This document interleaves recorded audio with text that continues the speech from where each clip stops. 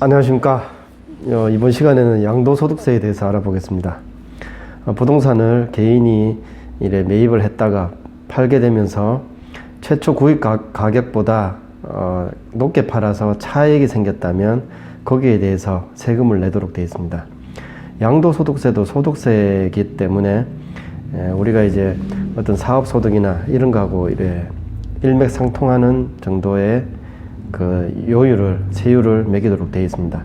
그런데 양도소득세는 일정한 세율이 아니고 차익이 이렇게 많이 났으면 세율을 높게 매기고 차익이 조금밖에 안 났으면 세율을 더 낮게 매기는 이렇게 누진 세율을 적용을 하고 있습니다.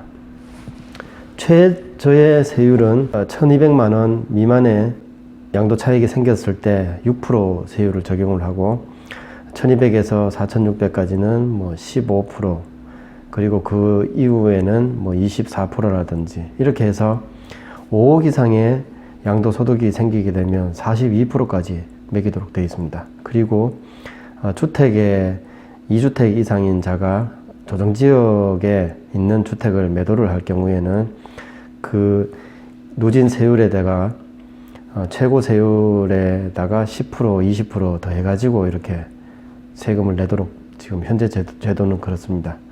이렇게 양도소득세는 기본적으로 많은 다른 소득세처럼 소득이 많다면 많이 내고 적으면 적게 내고 없으면 안 내고 이렇게 되어 있습니다.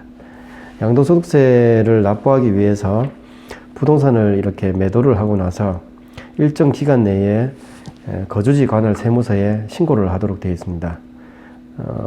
어떤 이제 날짜에 팔게 되었다면 그 날짜가 속한 그 달의 말일로부터 해서 2개월 내에 세무서에 신고를 하게 되어 있고, 그리고 거기에 맞춰서 양도소득세를 납부를 하도록 되어 있습니다. 그 시기를 넘기게 되면 가산세를 문다든지 불이익이 있게 되겠습니다. 그래서 부동산을 매도를 하게 되면 일정한 기간 내에 양도소득세 신고를 하고 거기에 맞춰서 납부를 해야 된다고 생각을 하시면 되겠습니다. 만약에 납부할 세금이 없더라도 양도세 신고는 하셔야 된다고 생각을 하셔야 되겠습니다. 그런데 이렇게 양도소득세 신고를 하거나 납부를 하는 데에 예외가 있습니다. 어떤 이제 한 개의 세대로 봤을 때 딱 한 개의 주택만 가지고 있었다면 그 주택의 그 매도가액이 5억이 안 되는 거라 그러면 양도소득세를 면제를 주고 있습니다. 차액이 뭐 몇 억이 되더라도 양도소득세는 1주택에 대해서는 면제 혜택을 드리고 있습니다. 그런 경우에는 양도소득세 신고마저도 하지 않아도 괜찮습니다. 그게 아니고 2주택, 3주택 뭐 이렇게 아니면 부동산이 토지나 건물, 뭐 주택이 아니고 토지나 건물, 뭐 상가 이런 거라면 한 개를 팔더라도 반드시 양도소득세 신고를 하셔야 된다고 알고 계시면 되겠습니다. 양도소득세를 계산하는 방법을 간략하게 말씀을 드리자면, 어떤 이제 취득했는 원가가 있고, 그리고 이제 팔 때 가격이 있다면 그 차액이 얼마냐 이것을 이제 과세, 세금을 매기는 기준으로 삼습니다. 양도소득세는 이렇게 이제 그 차액이 있었을 경우에 만약에 A4 이 종이 크기 정도의 양도 차익이 발생을 했다 그러면 여기에 대해서 그냥 세금을 내는 것이냐, 그것은 아니고 이 과세 표준을 조금 이렇게 깎아줄 요인이 있습니다. 차액은 이만큼이 되지만 실제 취득 비용이 있을 수가 있겠죠. 취득할 때 취득세를 납부를 했다 그러면 그만큼 제외를 시킵니다. 과세 표준에다가. 그리고 뭐 경기를 하는데 비용이 들었다 이런 것도 제외를 시키고, 그리고 뭐 건물이나 뭐 땅을 가지고 있더라도 거기에 그 부동산에 투자되는 금액이 있을 수가 있죠. 땅을 이제 뭐 이렇게 토지를 개선하기 위해서 어디 그 흙을 사와 가지고 넣었다든지, 아니면 건물에 뭐 유리창이 샤시가 낡아서 그것을 교환을 했다든지, 뭐 아니면 보일러가 고장이 나서 거기에 이제 밑에 보일러를 새로 까는 작업을 했다든지 이렇게 이제 투자가 되는 것은 영수증이나 세금계산서 증빙이 된다면 그것도 비용으로 봐줍니다. 이렇게 이제 비용을 제하고 나서 나머지가 이제 과세 표준이 되는데 여기에 인적 공제가 있습니다. 1년 내에 한 번 부동산 거래 매도를 했을 때 한 사람에 대해서 250만 원이 공제가 됩니다. 그럼 그것도 제외시키고 나면 이렇게 과세 표준이 나오는데 여기에 이 양도 차액이 얼마냐에 따라서 이제 세금을 물도록 되어 있습니다. 양도소득세는 그냥 일정한 세율이 아니고 양도소득이 작다면 작은 세율을 매기도록 되어 있고 소득이 크다면 거기에 맞춰서 커다란 세율을 매기도록 되어 있습니다. 그러면 그렇게 해가지고 만약에 뭐 한 5천만 원 정도의 양도 차익이 났다. 그러면 거기에 대해서 24% 적용을 받습니다. 24%의 세금 이만큼을 내세요. 이렇게 되는데 여기에 대해서 다 내는 게 아니고 누진세율을 적용을 받는다고 그랬죠. 그러면 누진공제가 또 들어갑니다. 누진공제 얼마 이렇게 들어가고 나면 세금이 이렇게 되겠습니다. 이렇게 세금을 뭐 경우에 따라서 얼마가 되는지를 대충이라도 계산을 하신다면 이것을 그 부동산을 팔 때 내가 그 팔았는 금액 전체 이 금액을 내가 가지는 게 아니고 여기에 이제 팔았는 금액이 있으니까 여 밑에까지 있겠죠.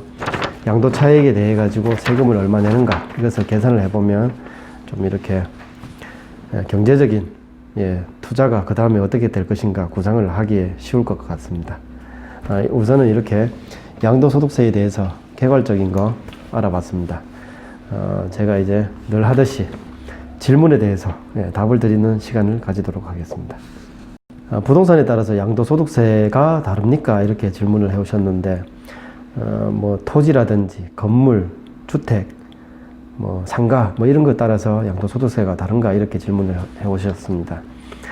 이런 질문을 하게 된 계기가 아마 양도소득세 면제도 있는 것 같고 뭐 어떤 때는 다른 세율을 적용받는다 이렇게 좀 이렇게 그 전체를 속속들이 알지 못하는 데서 온 것 같은데 아까 설명드렸듯이 소득세, 양도소득세는 구간별로 양도 차익에 따라서 다른 세율을 적용을 하고 있는데 모든 부동산은 동일하다고 보시면 되겠습니다. 건물이든 상가든 땅이든. 그런데 예외 조항은 1가구 1주택에 대해서 양도세 면제 혜택이 있습니다. 요즘은 이제 조정지역이나 이런 데는 뭐 거주 조건도 주기를 하는데 그 조건이 충족이 된다면 양도소득세를 면제를 주고 있습니다. 주택에 대해서. 그거 외에는 상가든 땅이든 뭐 똑같이 적용을 받는다고 보시면 되겠습니다. 두 번째 질문으로 상속받은 주택의 양도소득세는 뭐 어떻게 적용을 받을까요? 이렇게 했습니다. 상속받은 주택이 양도소득세에 영향을 어떻게 미치는가 이렇게 질문을 해 오셨는데 일단은 내가 가졌는 한 채의 주택을 비과세 혜택을 보기 위해서 가지고 있었는데 갑자기 어떤 상속받은 주택이 생겼다. 이럴 경우에는 비과세 혜택은 그대로 적용을 받습니다. 이 조건이 뭐 3년 이상이 된다든지 2년 이상이 된다든지 보유했는 게 아니면 이제 거주 조건 같은 것도 충족을 시킨다. 그리고 1주택이다. 한 가구에. 그럴 경우에는 9억 밑으로는 양도소득세 비과세 혜택을 봅니다. 그런데 그 중간에 비과세를 맞추고 있는 그 중간에 갑자기 상속되어서 주택이 오더라도 이 기본에 가지고 있던 이 주택을 매도하는 데는 그 혜택을 다 보도록 되어 있습니다.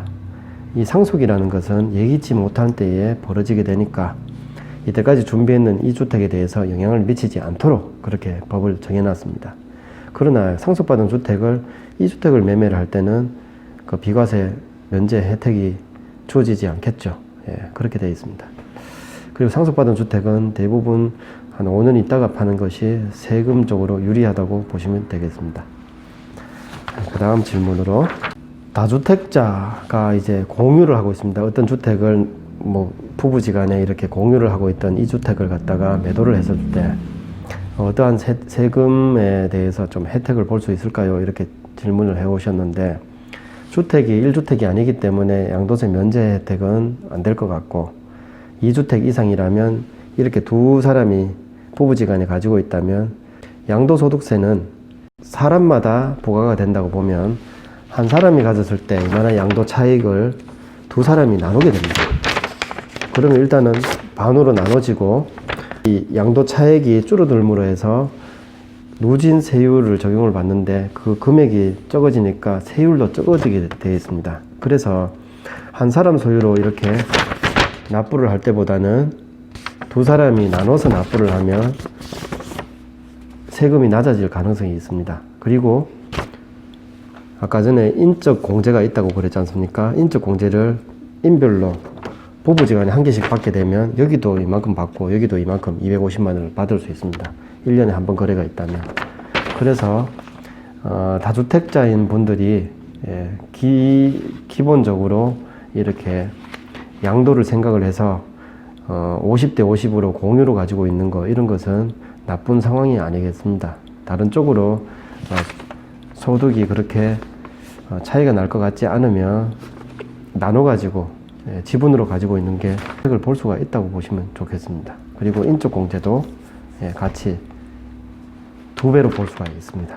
나쁜 상황은 아니라고 보시면 좋겠습니다. 그 다음 질문으로 주택이 여러 채일 때 양도소득세 혜택을 보는 방법이 뭐 별다르게 있을까요? 이렇게 질문을 해 오셨는데, 만약에 주택이 한 채가 아니고 두 채, 세 채가 된다면, 만약 세 채인 분이 주택을 매매를 한다. 이럴 경우에는 기본적으로 제일 비싸게 매매되는 집이 아니고 내가 샀을 때보다 양도 차익이 많아지는 이 집을 제일 마지막에 파는 것이 가장 유리하다고 보겠습니다. 세 채를 다 판다고 가정을 했을 경우에. 왜냐하면 앞에 파는 것은 양도세 면제 혜택을 볼 수가 없습니다. 기본적인 세율을 계산을 해서 내야 되는데, 제일 마지막에 파는 주택은 마지막 주택을 거주 요건이나 뭐 아니면 보유 요건으로 충분히 비과세 혜택을 볼 수도 있습니다. 이 주택이 특히나 9억 미만에 매매될 가능성이 있다면, 그리고 양도 차익이 다른 주택보다 크다면 이 주택을 제일 마지막에 파는 것이 좋습니다. 세금을 내더라도 마지막에는 양도세 면제 혜택을 보고 팔게 되면 여기에 차익은 고스란히 다 남게 되겠죠. 그래서 다주택자인 분들이 집을 이렇게 정리하기 위해서 구상을 하고 있다면 양도 차익이 큰 주택을 제일 마지막에 파는 것이 제일 낫다고 보시면 되겠습니다. 그리고 그 다음 질문으로 상가주택의 양도소득세는 다르게 적용을 받습니까? 질문을 해오셨는데, 현재까지는 보통 주택을 파는 거하고 같습니다. 9억 밑으로 판다면 전체를 주택으로 보고 양도세 면제를 전체를 다 받는데, 2022년도부터는 그게 달라져서 주택 부분은 따로, 상가 부분은 따로 이렇게 계산을 하도록 되어 있습니다. 그래서 상가주택을 이렇게 팔 계획이 있고 그 주택의 양도 차익이 어느 정도 난다면 내년 2022년도까지 안 가고 2021년도 말까지 매매를 하는 것이 좋겠습니다. 그 이후에는 상가에 대해서는 양도소득세 면제 혜택이 없습니다. 주택에 대해서만 있고, 상가주택이라도. 그런 것을 알고 거래를 하시면 좋을 것 같습니다. 그리고 취득가액이 불분명한 경우에는 어떻게 양도소득세가 계산이 될까요? 이렇게 질문을 해 오셨는데, 예를 들자면 직접 이제 건축을 했다. 그러면 이것을 얼마 주고 샀는지를 알 수가 없으니까 팔 때 가격은 나오지만 살 때 가격을 정하기가 애매모호한 경우가 있습니다. 그럴 경우에는 팔 때 이번에 팔게 된다면 이거에 시세가 있을 것이고, 예전에 뭐 10년 전에 지었다면 그때 이런 주택에 거래된 시세가 있을 테니까 추정이 들어가서 양도 차익이 얼마겠다 이렇게 계산을 할 수도 있고, 직접 지었다면 이때 공사 금액이 얼마인가 이것을 증빙을 한다면 이것을 취득가액으로 볼 수가 있습니다. 그래서 팔았는 금액과 차이를 보고 과세 표준을 잡게 되겠죠. 이런 식으로 취득 원가가 불분명한 것은 결국은 이제 추정이 들어간다고 보시면 되겠습니다. 그래서 집을 뭐 짓는다든지 아니면 뭐 땅은 뭐 언제부터 있었는지 모르겠다 그러면 그 땅의 공시지가를 비교를 해서 뭐 30년 전으로 돌아갑니다. 그렇게 해서 비교를 하고 차익이 얼마인가 이렇게 추정을 해가지고 세금을 납부를 하도록 되어 있습니다. 오늘 이렇게 양도소득세에 대해서 알아봤습니다. 양도소득세는 부동산 투자를 하시거나 부동산 거래를 하시다 보면 가장 중요하게 생각해야 될 부분이라고 말씀드릴 수 있겠습니다. 이렇게 기본적인 지식을 가지고 계시면 투자나 거래에 있어 가지고 조금 더 현명한 판단이 있을 수도 있겠습니다. 다음 시간에는 다른 주제로 또 찾아뵙도록 하겠습니다. 감사합니다.